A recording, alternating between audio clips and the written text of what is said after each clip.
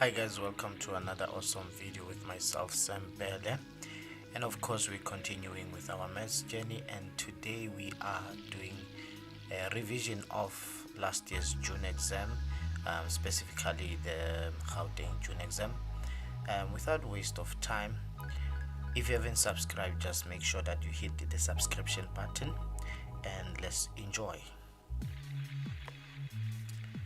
Okay, so what we have here is our question 1 of the June exam, and we are given that 12x is equal to x squared.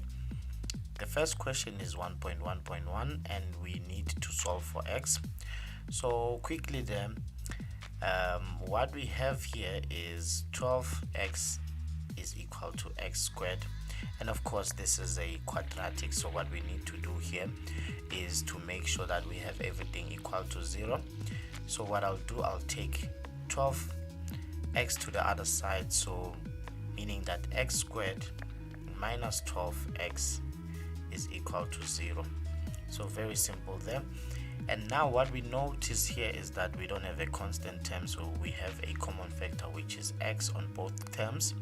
So what we're going to do here is to factorize x, and what will be remaining with here is x minus 12 is equal to 0, and then we can separate this and say that x is equal to 0 or x minus 12 is equal to 0, so meaning that x is equal to 12. So very simple question there, just to kickstart the first question of your paper 1. So let's look at the next question. So for 1.1.2, we have the word hence. So hence means refer to the previous question, or otherwise determine the values of p if p squared minus 1 all squared is equal to 12 multiplied by p squared minus 1. So what we will notice there is that this expression here is similar to what we were given in the beginning. 12x is equal to x squared. So what we notice is that what has taken the place of x is p squared minus 1. So this is in the place of x in it. So meaning that we have to let, so this is 1.1.2, we have to let x equal to p squared minus 1, which means that we can go directly to this part now, meaning that p squared minus 1 is equal to 0, or p squared minus 1 is equal to 12. Remember, we let p squared minus 1 equal to x. So now it would mean we have to solve for p, so meaning p squared is equal to 1, and then we can root both sides, and then p can be plus or minus 1. But if you like, you can use this as a difference of two squares. So this is a dot,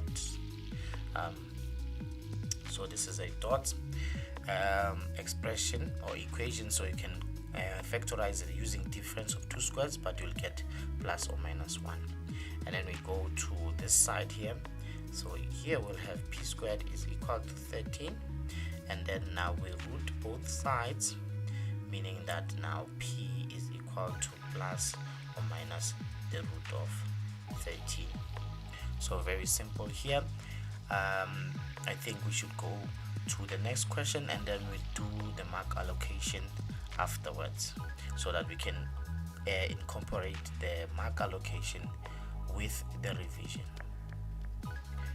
In my next slide here, I have 3 questions.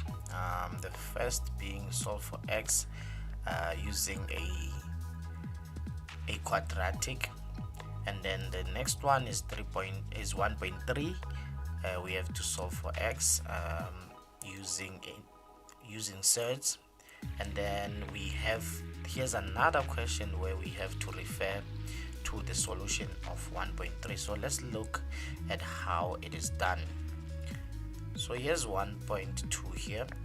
I have 5x squared plus 7x minus 2 is equal to 0.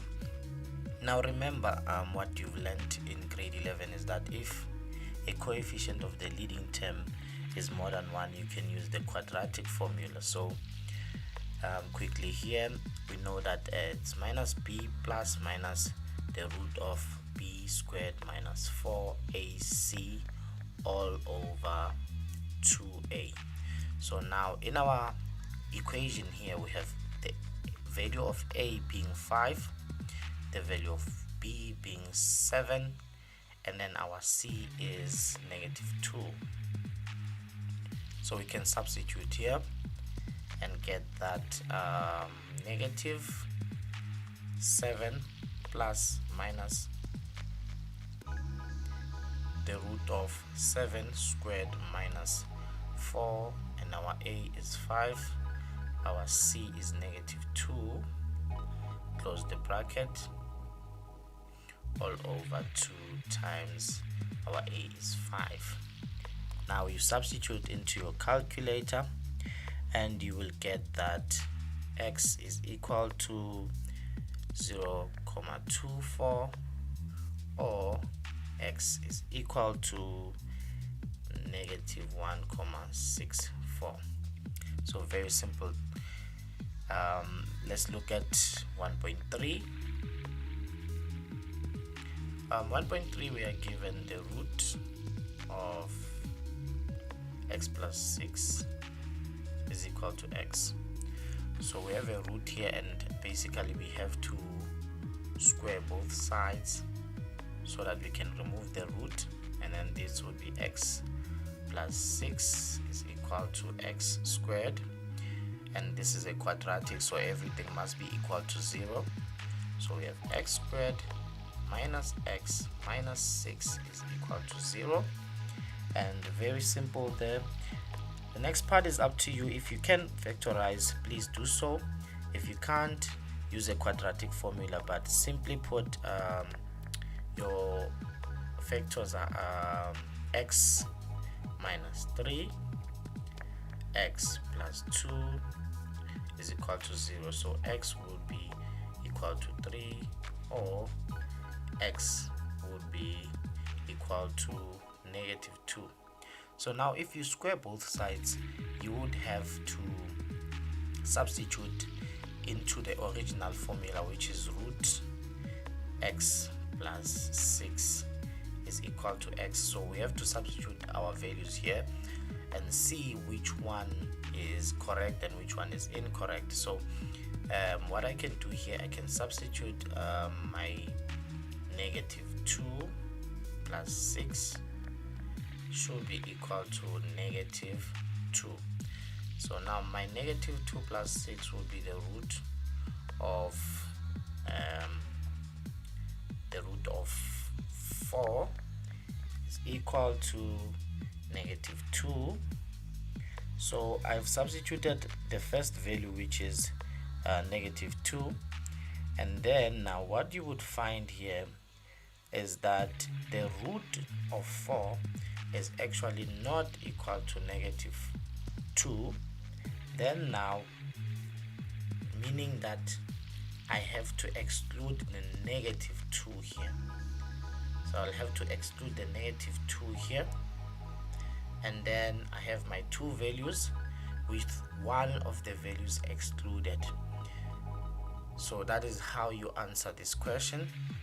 Let's look at the next session, or the next section of our question 1,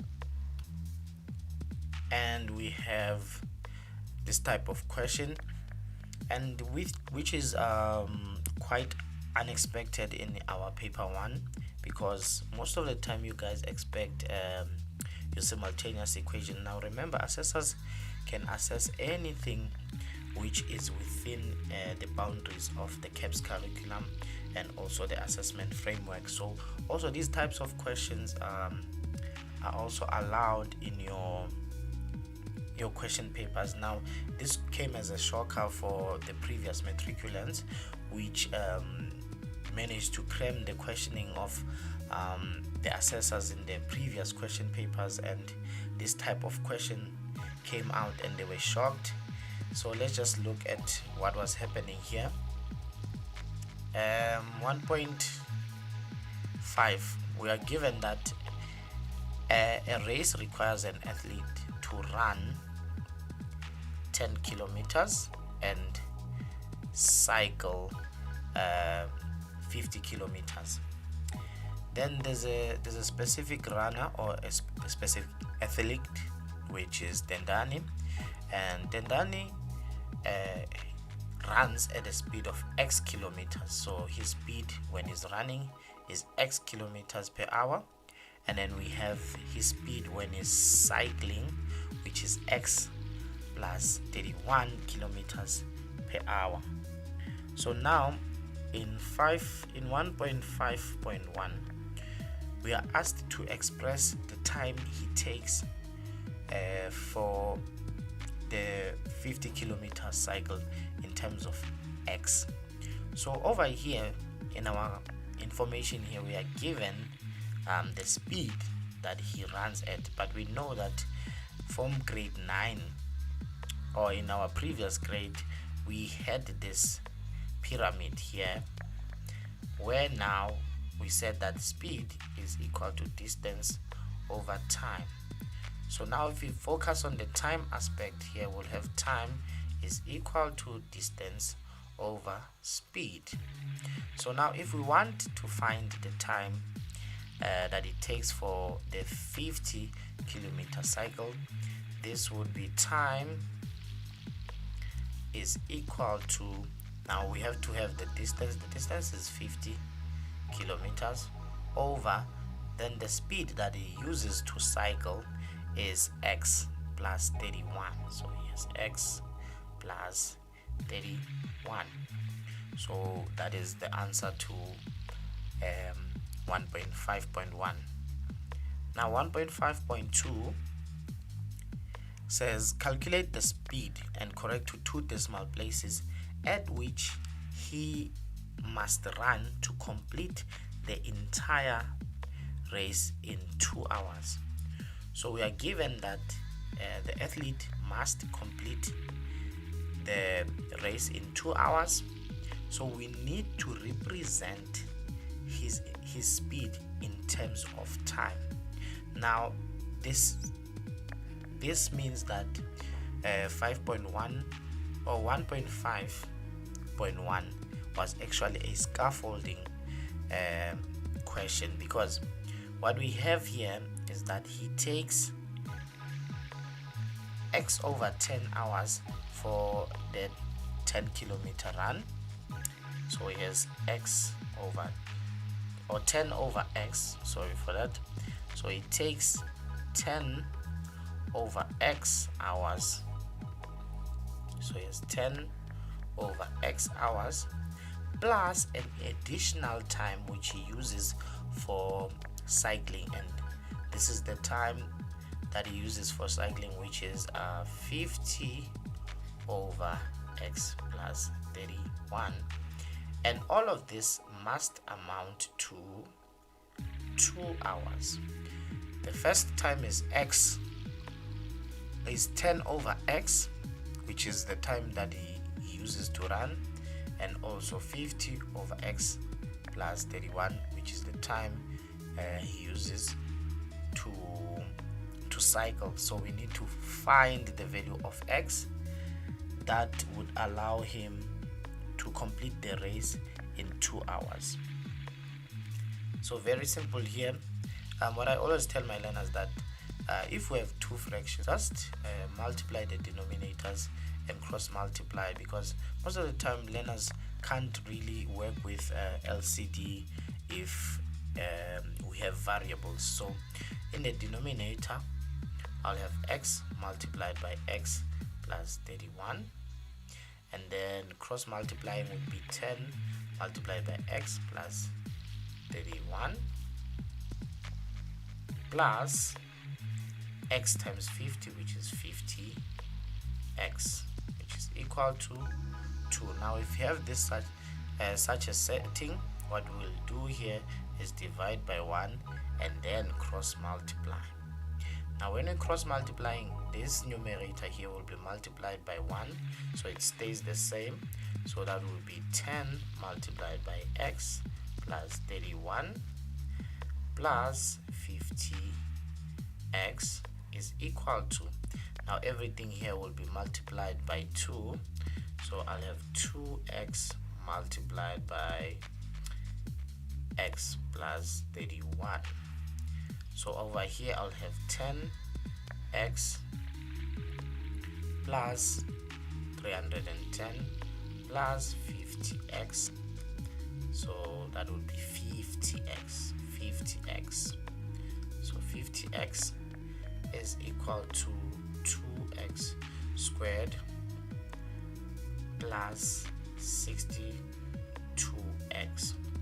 And then if I add my like terms here, I'll have 60x plus 310 is equal to 2x squared plus 62x. So that is how I've simplified my equation so far. So my next step is to make everything equal to 0, because this is a quadratic. So that will be 2x squared plus 62x, then I take 60x to the other side, it will be minus 60x, and then 310 to the other side, minus 310 is equal to 0. Then now what I have is like terms, so this is 60x, these are like terms, so I'll have 2x squared plus 2x minus 310 is equal to 0. Then I have a common factor of 2 here, so now I'll have x squared plus x minus 155 is equal to 0. Then now what I can do here, I can use my quadratic, and then x is equal to minus, so the value of b here is going to be 1 plus minus root of 1 squared minus 4, and then my a is 1 and c is 155. I'm running out of space, then times 2 times 1. Now my first x value, if I substitute into the calculator, would be x is equal to 11,96, or x is equal to negative 12. Let me just make space for this. So x would be negative 12, 96. So I have two values here, but remember we are finding the value of x that would give us the speed. Now we cannot have a negative value, so therefore x is equal to 11,96. So that's how to answer this type of question, and I hope you enjoyed our session. Do make sure that you stay tuned and you are subscribed, so that you can be aware of the continuation of this paper, and I'll see you next time.